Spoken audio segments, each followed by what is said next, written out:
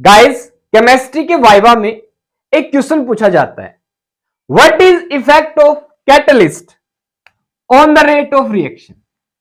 तो कैटलिस्ट क्या करता है, रेट ऑफ रिएक्शन को इंक्रीज कर देता है। आप ही बता देते हैं कि सर कैटलिस्ट है ना, रेट ऑफ रिएक्शन बढ़ा देता है। फिर आपसे अगेन क्वेश्चन आता है, एग्जामिनर पूछता है, बताइए डेल्टा जी पे क्या इफेक्ट पड़ेगा कैटलिस्ट का, रिएक्शन की।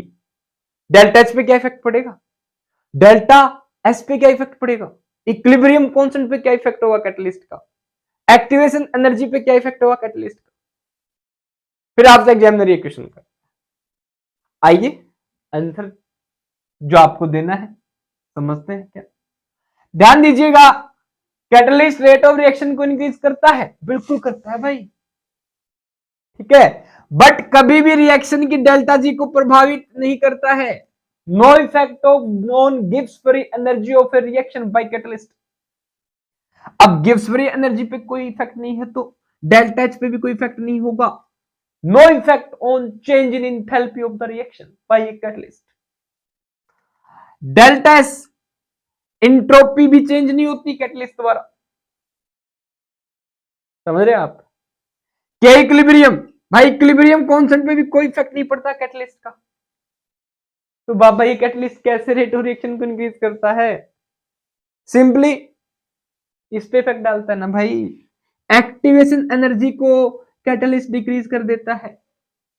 तो क्वेश्चन आपसे ऐसे भी पूछा जा सकता है कि रेट ऑफ जो रिएक्शन है ना, उसमें केवल एक्टिवेशन एनर्जी को डिक्रीज करके कैटलिस्ट रेट ऑफ रिएक्शन को इंक्रीज कर देता है।